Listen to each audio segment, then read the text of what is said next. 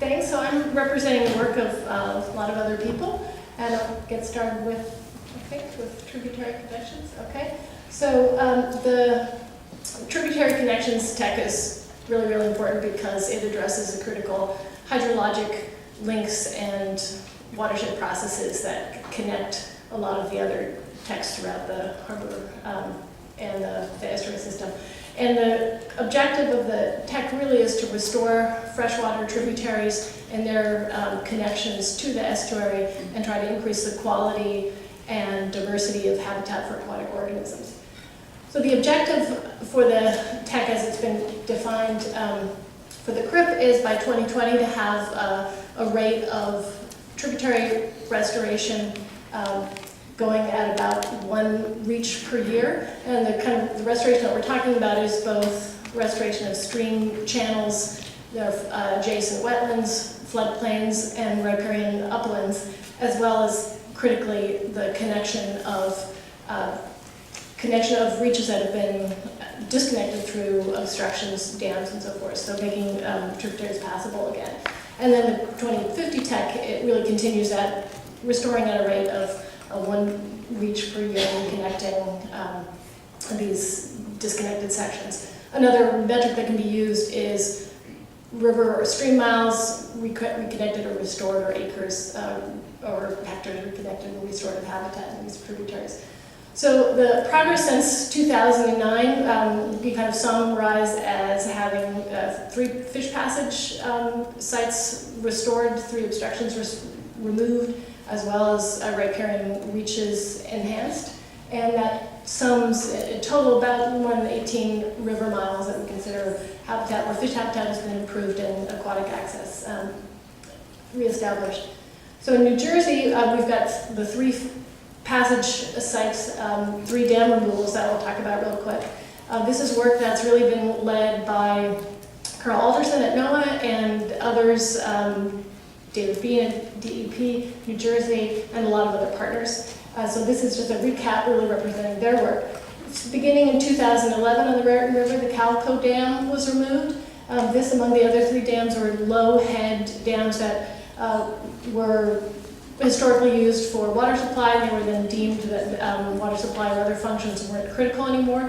Even though they're low-head, they still restricted passage for really critical species that occupy this system, like American shad, river herring, alewife and blueback herring, even American eel and other species that just had their connections restricted through these dams. Then that progress continued with you're right, the Roberts Dam, that was about 10 miles upstream. That was actually done in 2012, so that's a correction. And then in between those 2, the Nebius Street Dam, that was removed in 2013. So that in total reconnected about 17 miles of main tributary channel, as well as tributaries to the Raritan River. Another couple of connections to mention at the Lincoln Park site in New Jersey, which was largely a very impressive wetlands restoration. There was also a reconnection through a 2-way weir to an upstream lake that was about a 9-acre lake that now has tidal influence. And mentioned another stream in New Jersey, Richmond Creek, that was actually pre-2009, but I have here anyway. It shows DEP's work in their Blue Belt system when they're dealing with stormwater management and towns, but also considering stream connections as a small step pool fishway there, where they've contributed to tributary connections. So our current work on the Bronx River, which is a stream that's an order of magnitude smaller than the Raritan, but still important to us in the city, and is a site where potential alewife habitat is being reconnected to the estuary.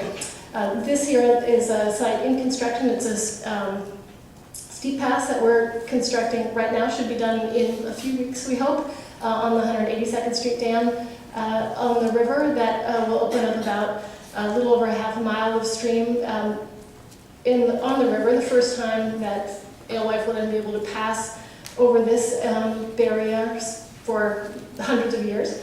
And we've got designs in the works for the next 2 upstream dams and those should be completed this year as well. So we're then on target to open up another 7 miles of potential spawning habitat on the Bronx River.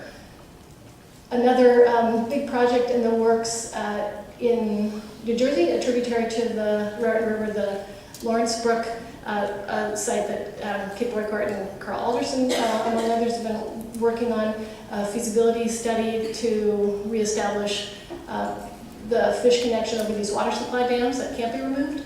And hopefully that will go forward to open up another several miles and many acres of spawning habitat in that important tributary to Raritan.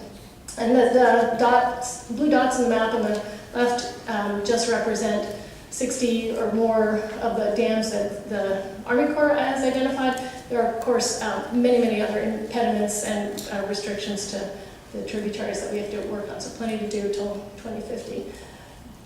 This is then moving on to the Coastal and Maritime Forest Tech.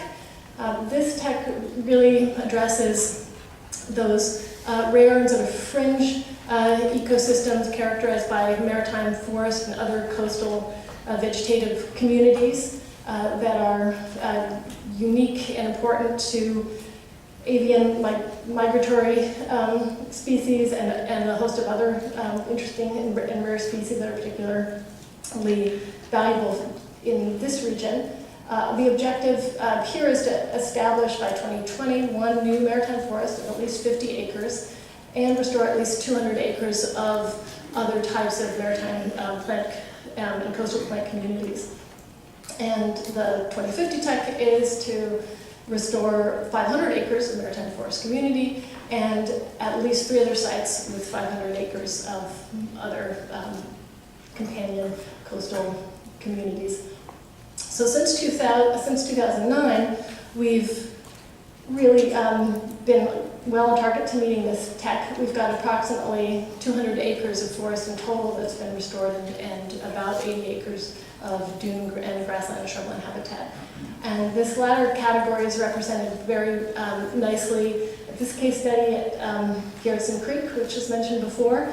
This is a tributary in the Jamaica Bay Planning region, where we've got in the upper left, upper right, the creek, in the background, the marine park, where over 20 acres of coastal grassland, shrubland habitat, and coastal forests have been restored. In 2011, that project was completed with the Army Corps, and the White Island in the foreground has over 50 acres of grassland and meadow that's been restored. That's in this construction was completed last year. There's on the upper right a picture of that work that's now it's sort of entering the management stage, and the shoreline down to the left, and oyster catcher eggs, although the target really for this grassland is some of the other more rare meadow and grassland species, sparrows and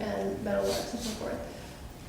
And to summarize the coastal forest work that's been done here just in the city, this slide was put together by Catterley Bounds, our forest restoration director at New York City Parks, showing the distribution of sites where we've been working on forest restoration in the city. Well over we're on target. We've got 90 acres of coastal forest that's been restored since 2010 through the removal of invasive plants and replanting, a lot of that funded through the Million Trees program. And we've been in the orange also, those circles where we've got the coastal grassland both restored around Jamaica Bay and up in the Bronx, actually. And then just another slide showing where the invasive control work is going on associated with those forests, because that's a big part of achieving restoration is ongoing management.